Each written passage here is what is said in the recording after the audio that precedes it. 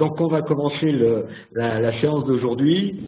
Le sujet concerne l'inhibition, en anglais le muting, et l'objectif c'est de vous proposer des solutions afin de mettre en œuvre des solutions conformes et fiables pour des applications d'inhibition.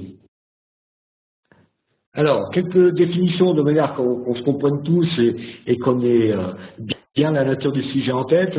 En termes de réglementation déjà, si on se réfère à quelques normes telles que le NISO 13849-1, l'inhibition est une fonction de sécurité. Il s'agit d'une interruption automatique et temporaire, on insiste bien sur le fait qu'elle soit automatique et temporaire, de fonctions de sécurité par les SRPCS, donc les parties du système de commande relatifs à la sécurité.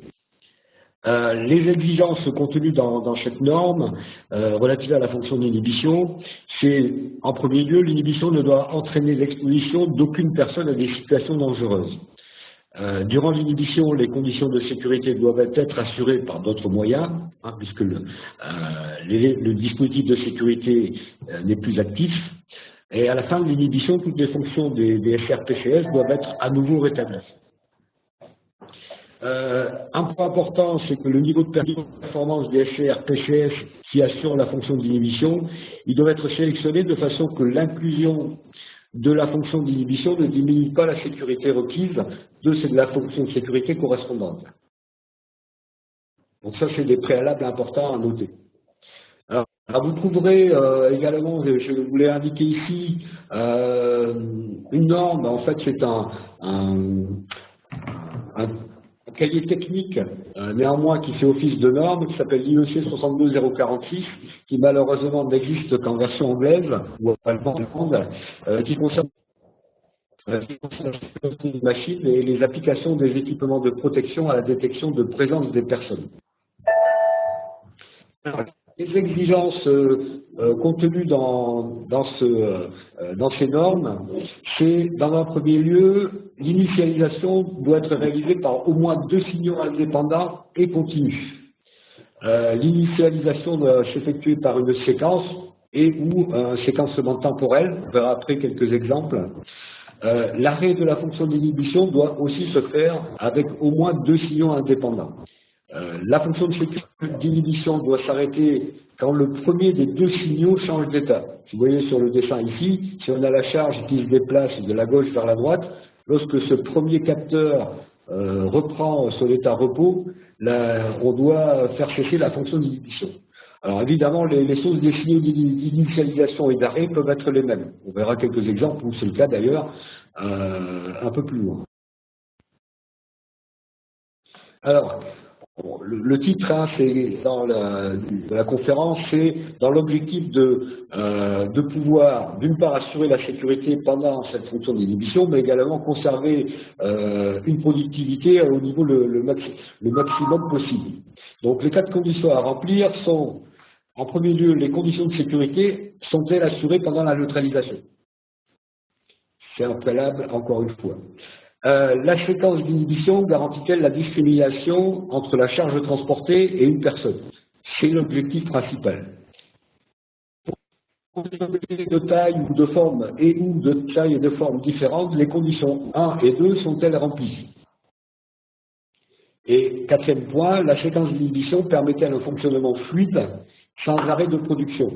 Un point qui est toujours important de rappeler, c'est qu'il n'y a pas d'opposition entre sécurité et productivité. Dans le cas où, par exemple, on a des arrêts de production, ça peut générer des risques pendant le dépannage, la remise à l'état de l'équipement concerné.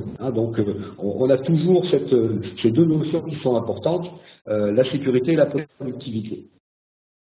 Alors, on va passer à quelques exemples. Alors, pour certains, assez connus, mais néanmoins, c'est tout de même l'objectif de ce matin, c'est de rappeler quelques dispositions d'usage de manière à assurer ce qu'on vient de dire précédemment, à la fois la sécurité et la productivité. Donc, si on voit ici sur un schéma assez traditionnel, on a sur la gauche un matériau qui est en cours de transport, qui va rentrer dans une zone dangereuse, protégée par un ESPE. Pour l'exemple ici, le matériau peut entrer et sortir par le même endroit. Les points importants à noter, c'est d'une part les distances entre A et B. Hein, on voit ces deux points ici, là, A et B un peu sur la gauche et B en bas, doivent être inférieurs à 200 mm. L'objectif, c'est que lorsque la fonction d'inhibition est activée, personne ne puisse accéder à la zone dangereuse par les côtés. Deuxième point également, c'est que la distance des deux ici, hein, entre le premier signal d'inhibition et le deuxième signal d'inhibition, doit être supérieure à 250 mm.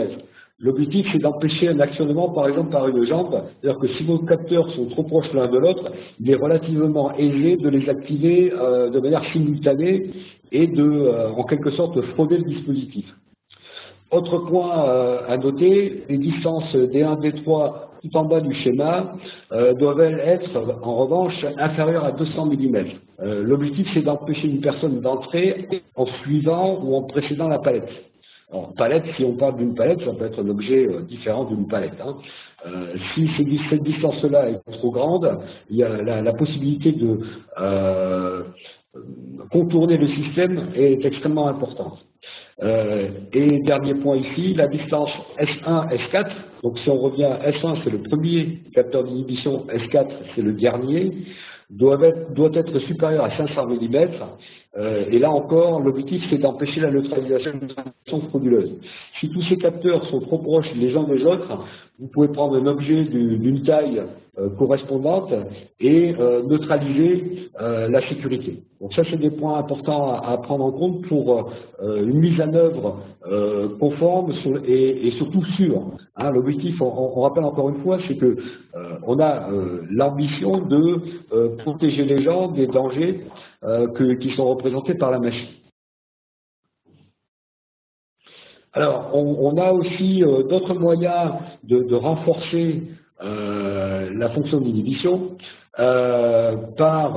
toujours ici, si on a 4 capteurs disposés de la gauche vers la droite, S1, S2, S3, S4, on va travailler avec un renforcement des conditions d'inhibition avec une séquence. C'est-à-dire que si l'objet se déplace de la gauche vers la droite, il va d'abord couper S1, on va donc activer le signal S1, ensuite le signal S2, là, la fonction de sécurité sera inhibée.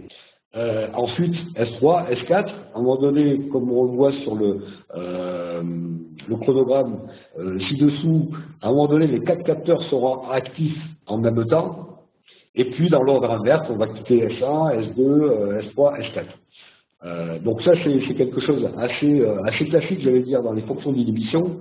Ce qui est important à noter, c'est qu'on va encore une fois avoir une autre possibilité de renforcer la fonction d'inhibition, c'est en ayant ce qu'on appelle une commande temporelle, c'est-à-dire qu'on va limiter dans un délai de 4 secondes maximum l'activation entre S1 et S2 pour la partie démarrage de l'inhibition, et puis S3, S4. L'objectif, c'est que si le temps est trop long, on a des possibilités de neutralisation. Donc l'intérêt de ce qu'on appelle la commande temporelle est de renforcer les conditions d'inhibition. Alors si on regarde à nouveau le chronogramme, donc le capteur S1 est activé, ensuite 4 secondes après maximum le capteur S2, donc là on a bien le début de l'inhibition. Ensuite le capteur S3 est également activé, le S4 4 secondes max après. Okay. Ensuite, donc, on a les 4 capteurs qui sont activés et puis la fin d'inhibition se fait à la fin de cette séquence-là. C'est important de prendre en compte cette notion-là parce qu'on voit très souvent des fonctions d'inhibition qui ne sont pas extrêmement sûres dans la mesure où on n'a pas un ordre séquentiel convenable. Ah, imaginez par exemple que vous avez un ordre qui est différent de celui-ci, vous pouvez par exemple entrer dans la zone en activant simplement S2. Alors, autre application, toujours avec 4 capteurs en parallèle, avec une commande temporelle éventuellement, On peut utiliser des capteurs en détection directe sur l'objet. Point important, il est toujours mieux d'avoir l'inhibition sur la charge. En général, c'est ce qui est recommandé, même si c'est pas toujours très facile. Alors ça peut être des capteurs optiques, et dans ce cas-là, on préconise des capteurs optiques à élimination d'arrière-plan. Ça peut être des capteurs inductifs, hein, si l'objet est réactif à ce type de technologie.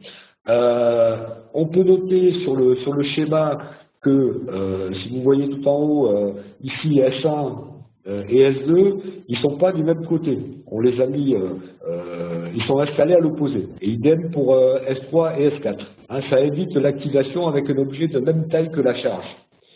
Encore une fois, le point est important. Alors c'est vrai que pourquoi les gens souhaiteraient s'introduire dans la zone alors que c'est une zone dangereuse, bien souvent c'est parce qu'un incident se produit et les gens font en sorte de neutraliser le système ou de contourner le système pour intervenir au plus vite. Hein, et donc de cette manière-là, en ayant des capteurs opposés les uns aux autres, on garantit ou on prévient au maximum l'introduction frauduleuse dans la zone dangereuse, qui est dangereuse.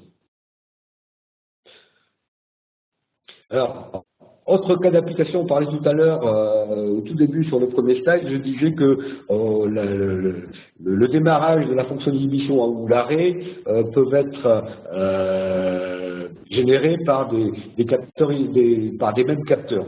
Donc là, c'est le cas si vous travaillez par exemple avec deux capteurs, ce qu'on appelle des capteurs en croix, hein, ici S1 en haut à droite et S2 en bas à droite, hein, on va réaliser une croix et la coupure par la charge qui se présente ici sur cet axe-là va générer l'inhibition. Alors, il y a un danger qui est extrêmement important, c'est la possibilité de s'introduire par les côtés. C'est la raison pour laquelle la distance X ici doit être inférieure à 200 mm. Alors 200 mm, c'est une taille suffisante pour, si elle est supérieure à celle-ci, pour introduire son corps ou qu'une personne puisse rentrer. Hein, donc ça, c'est aussi des points à prendre en compte parce que c'est un dispositif d'inhibition qui est extrêmement simple, puisque vous travaillez simplement avec deux capteurs. Faites très attention à ce que l'inhibition soit active, c'est une bonne chose, mais en revanche qu'on puisse éviter aussi qu'une personne puisse s'introduire par les côtés. Hein, donc ça, c'est le point important de ce slide. Vous devez toujours prendre en compte, on a vu tout à l'heure, hein, je disais au tout début que pendant la neutralisation de cette fonction de sécurité, la sécurité doit être assurée par d'autres moyens. L'autre moyen, c'est que la taille de la charge soit suffisante par rapport à l'espace d'entrée pour qu'on bouche cet accès et qu'auquel cas personne ne puisse s'introduire. C'est un moyen simple d'éviter qu'une personne ne puisse accéder à la zone dangereuse, pendant que la barrière de sécurité est inhibée.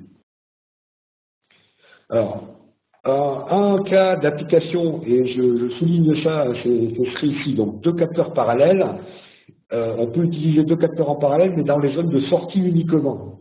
C'est-à-dire que la charge va partir de la zone dangereuse pour aller par exemple sur un convoyeur un peu plus loin. Hein, donc je répète à nouveau, on est sur des cas où, dans ce cas-là, où c'est pour les zones de sortie uniquement. Donc là ici, on va générer la séquence d'inhibition en activant S1, puis S2. Donc là, le barrage, la OPD sera inhibé, et ensuite, la charge va sortir, et la fin d'inhibition sera effective dès que S1 reprendra sa position de repos.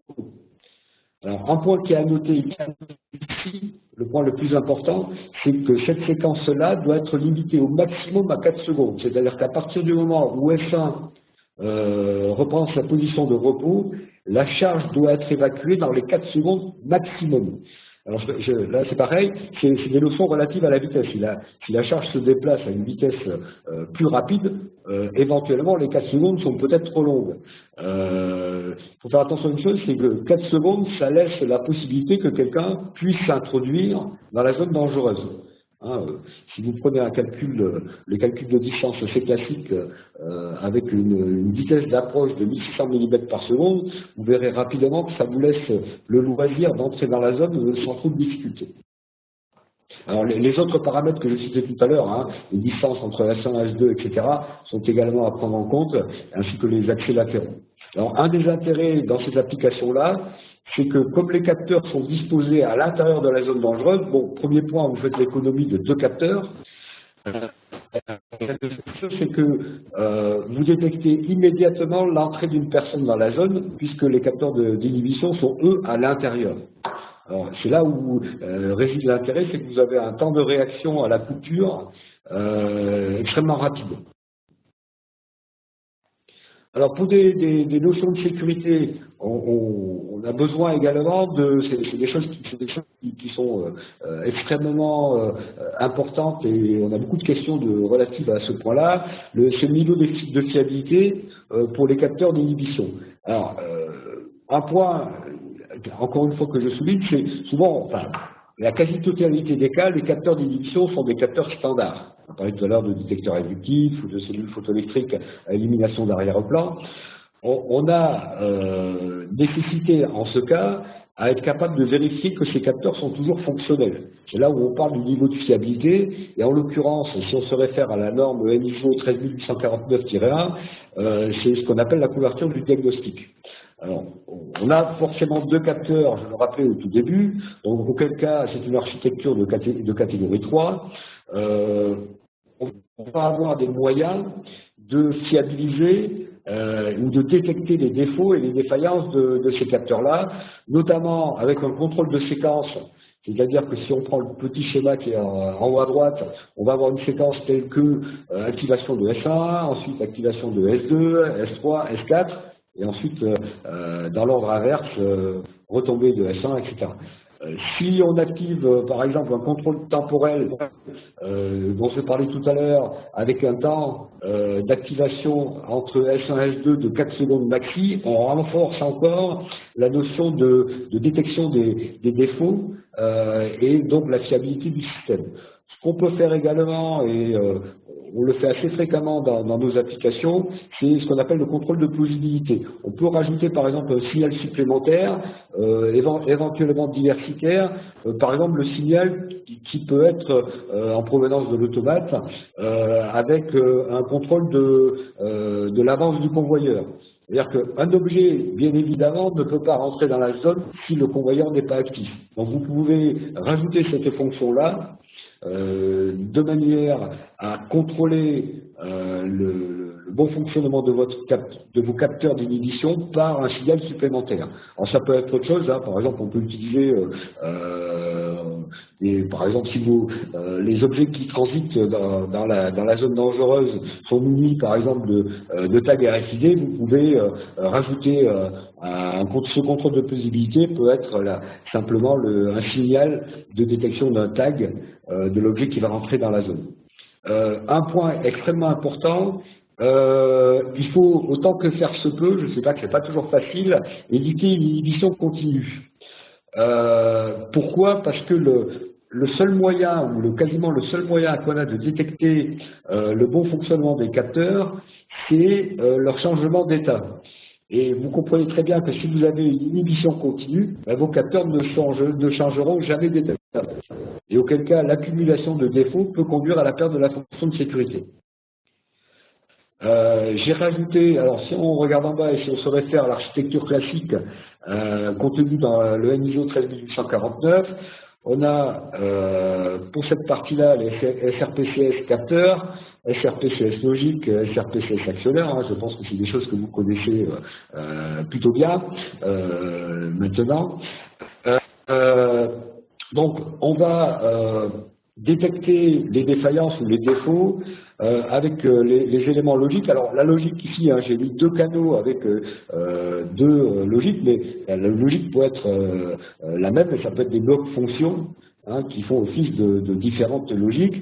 Ici, on a un contrôle croisé au niveau des séquences avec contrôle des circuits, etc. On a un monitoring aussi de surcroît. Le point que je souhaitais rajouter, c'est la partie CCF. C'est ce qu'on appelle les défauts de cause commune, pour ceux qui sont moins avisés. Qu'est-ce qu'on appelle les défauts de cause commune? C'est-à-dire que c'est un incident qui affecte simultanément les deux canaux d'une fonction de sécurité. Imaginons que vous ayez par exemple des capteurs optiques d'assez faible qualité, on va dire. Si vous avez un signal perturbant tel qu'une lumière très intense, etc., vous pouvez avoir vos deux canaux peuvent être affectés simultanément par ce signal lumineux extrêmement intense. Donc faites attention à vérifier d'une part que le choix des capteurs est judicieux et que vous n'avez pas de risque de provoquer la perte de la fonction de sécurité par un incident simultané, enfin une défaillance simultanée sur les deux canaux, et donc, enfin les deux capteurs et donc les deux canaux. C'est là où on parle d'accumulation de défauts. Je rappelais tout à l'heure que le niveau de la fonction de sécurité, en l'occurrence de l'inhibition, doit être équivalente à celle qui a été définie lors de l'analyse de risque et de l'appréciation des risques. Alors, on va parler juste quelques minutes également d'une fonction qui est très utilisée, hélas, c'est ce qu'on appelle la fonction de dégagement, autrement dit l'override, les deux termes sont utilisés. Quelle est la fonction de cette fonction justement? Il peut arriver dans certains cas que un incident fasse que la charge qui entre dans la barrière de sécurité en cours d'inhibition soit bloquée. Et auquel cas, si vous avez par exemple une palette qui pèse 200 ou 300 kg, il est extrêmement difficile de l'évacuer pour reprendre un mode de fonctionnement normal. Et donc il existe une fonction qui est également normée, qui s'appelle la fonction de dégagement. Et on va voir quels sont les principes et la réglementation pour cette fonction-là. Alors, dans l'ISO-TS 62046, c'est également appelé une fonction prioritaire dépendant de l'inhibition. Il s'agit d'une fonction manuelle qui permet de dégager un matériau présent dans la zone de détection de l'ESPE en cours d'inhibition.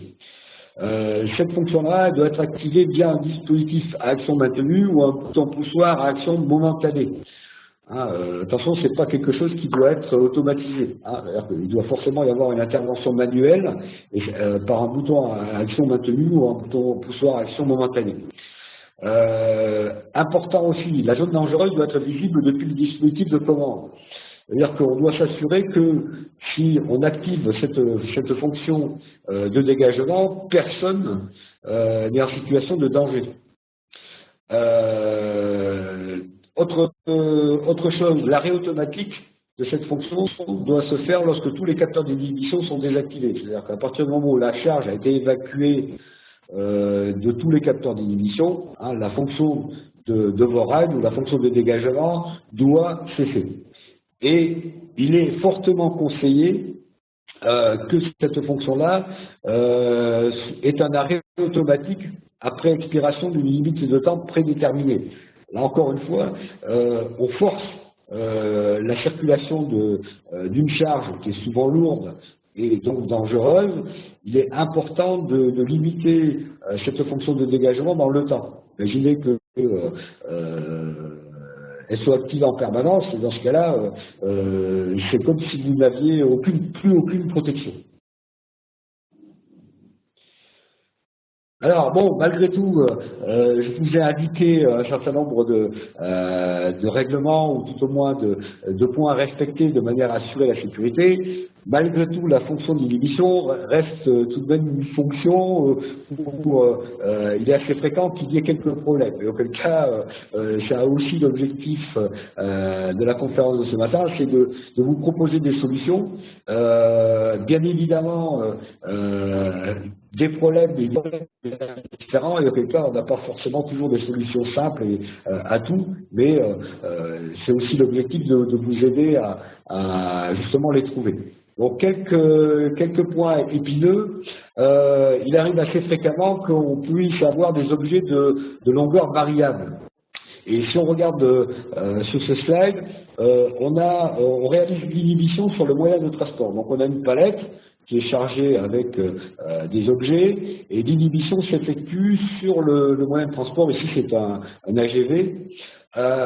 Et le cas épineux, c'est lorsque vous avez par exemple des palettes qui sont parfois totalement chargées, ce qui est le cas le plus fréquent et donc le cas normal, mais également on peut avoir, au lieu d'avoir deux palettes, on peut avoir une seule palette.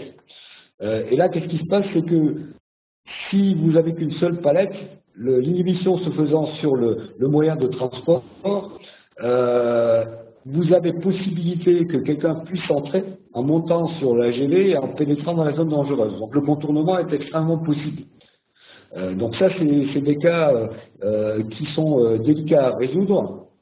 Alors si vous faites l'inhibition sur la charge, vous n'avez pas de problème. Mais si vous faites l'inhibition sur le moyen de transport, il faut veiller à ce que la durée de l'inhibition ne soit pas trop longue pour que quelqu'un puisse pénétrer. Alors un moyen qui peut être proposé pour résoudre ce problème, c'est ce qu'on appelle la fin d'inhibition à la libération de l'AOPD, hein, de la barrière de sécurité. Donc là, l'inhibition se passe de la manière suivante. Vous avez la charge qui va couper, le moyen de transport qui va couper le capteur 1, ensuite le 2, le 3, le 4. Donc là, on est sur 4 capteurs parallèles, avec une séquence établie.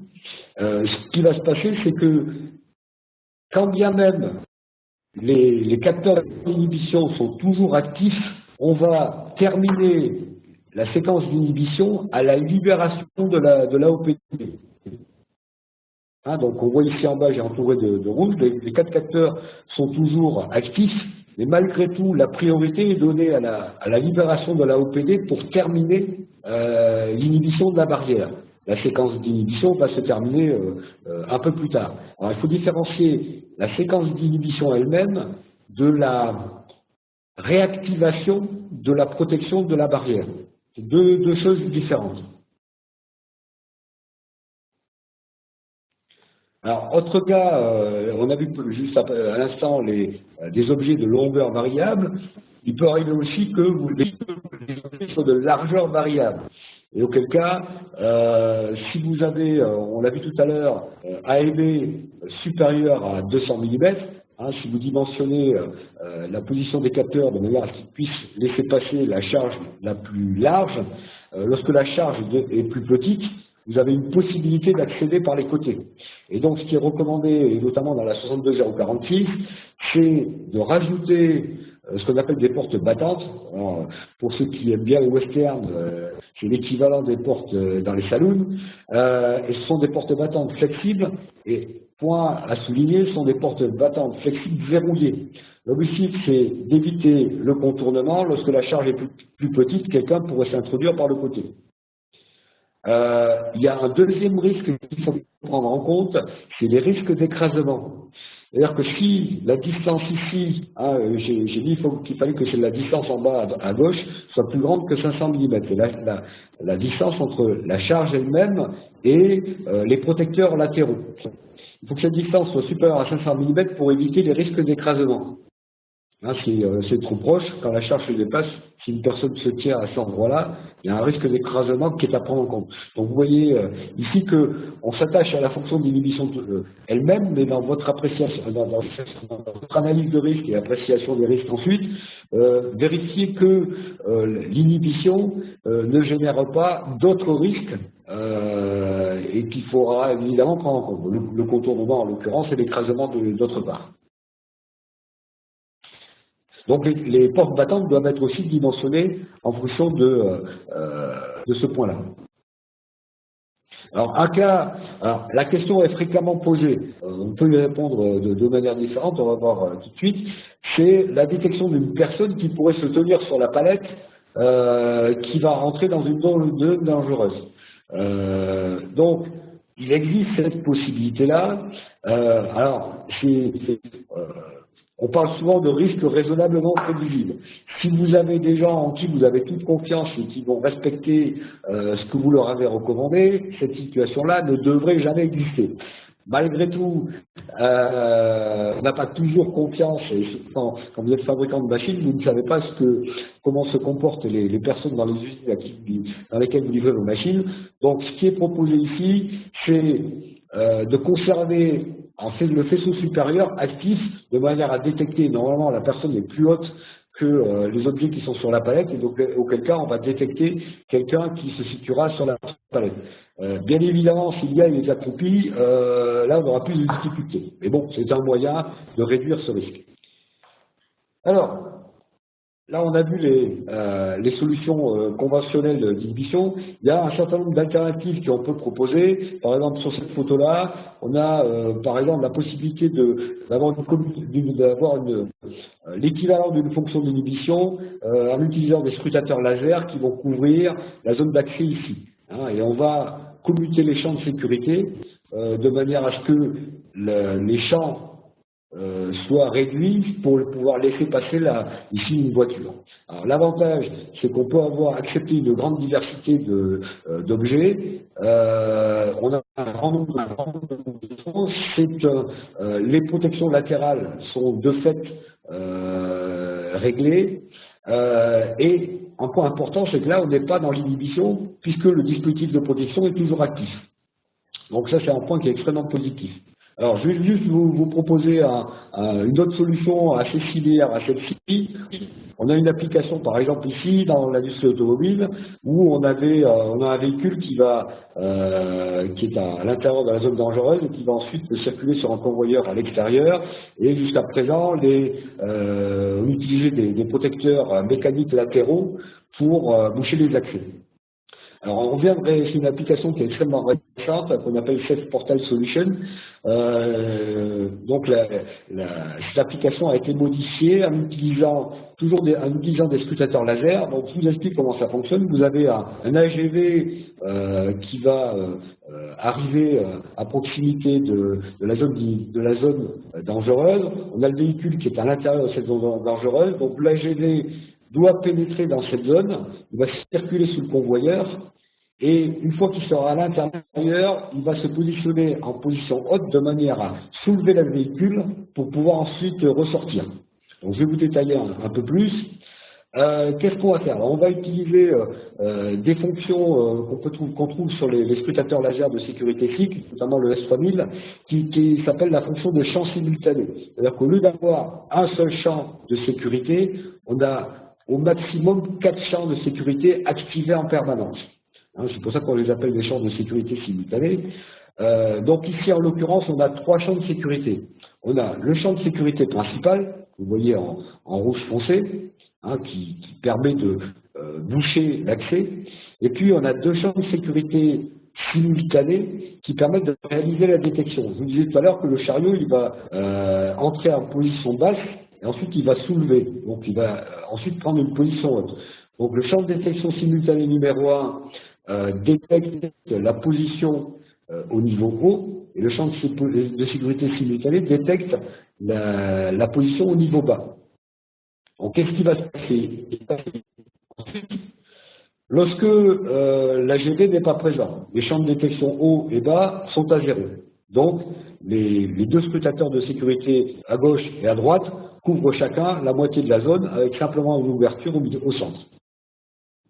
Lorsque l'AGV va arriver, il va arriver avec le plateau supérieur en position basse. Donc, le champ simultané bas va passer au niveau 1, donc pour le scrutateur gauche, et idem pour le scrutateur droit. Donc, on aura une combinaison, champ de détection haut 0 pour les 2 scrutateurs, champ de détection bas niveau 1 pour les 2, et à ce moment-là, je vais agrandir ma zone hein, en faisant une ouverture qui permettra à l'AGV de rentrer. Ensuite, l'AGV va rentrer, il va soulever le véhicule et il va falloir qu'il sorte. Et à ce moment-là, quand il va se présenter devant l'écran, les champs de détection de niveau haut vont passer tous les deux à 1 et les champs de détection de niveau bas seront toujours à 0. De cette manière-là, je vais avoir une forme les champs qui vont avoir une forme de silhouette autour de la voiture de la caisse pour permettre son évacuation. Donc c'est un cas alternatif aux solutions d'inhibition, puisque, comme vous le voyez, comme vous l'entendez tout au moins, les deux scrutateurs de sécurité sont toujours actifs. C'est simplement les champs de sécurité qui sont différents. Et ça, c'est un point extrêmement positif, puisqu'on a une sécurité active en permanence. Alors d'autres possibilités, je vais accélérer un peu parce que je vois qu'il est déjà moins 25.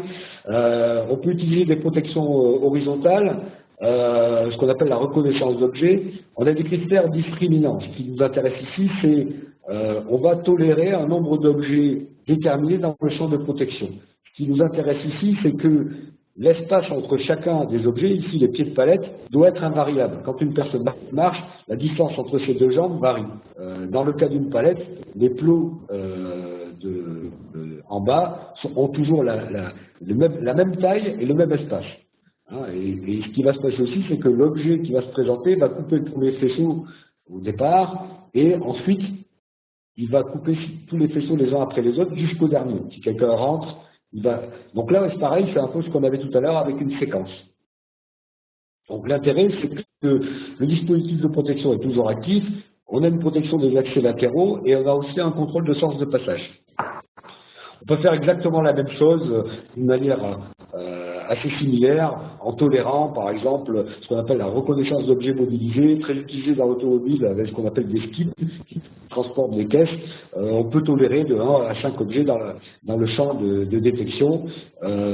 Et faire attention, c'est que ça, c'est fonction aussi de la taille du champ de protection. Donc on va avoir une séquence déterminée. Un cas aussi sur des bobines, par exemple, les critères discriminants seront l'occultation progressive du champ. Ce qu'il faut, c'est qu'on n'ait pas de rupture pendant l'occultation. C'est pour ça que si nos faces avant ici de la bobine ne sont pas régulières, c'est un système qui ne peut pas fonctionner. Alors, une bobine ou un carton, par exemple. Les avantages, c'est que c'est totalement indépendant du diamètre du rouleau. Le SPE est toujours actif et l'intégration de ces systèmes-là est relativement simple à partir du moment où les critères discriminants sont possibles.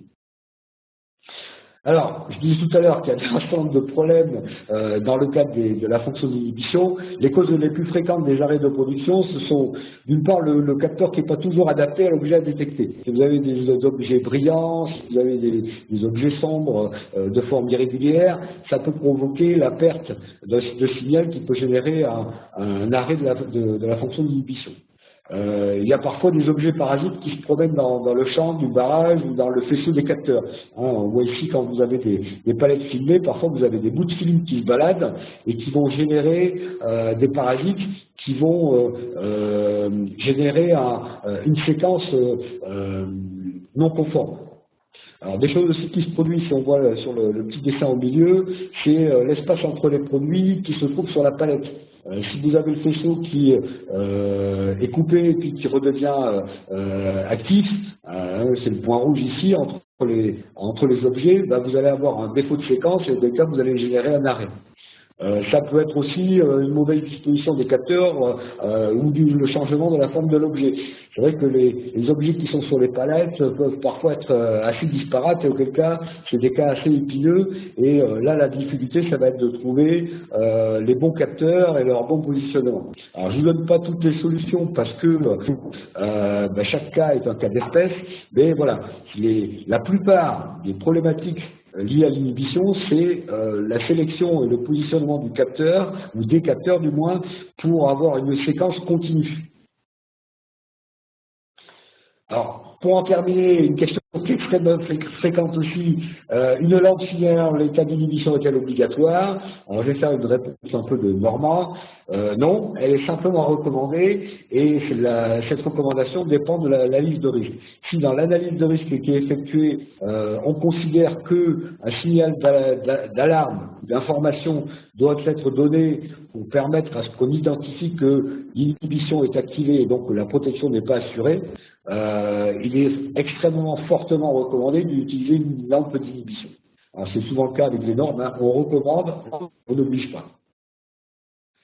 Ok, donc on va en terminer maintenant. Je vous rappelle que pour vous aider à mettre en œuvre de manière sûre les fonctions de sécurité et notamment la fonction d'inhibition, on propose un certain nombre de services, des formations, des séminaires, mais également des formations de consulting et d'engineering pour vous aider à concevoir vos équipements de manière sûre.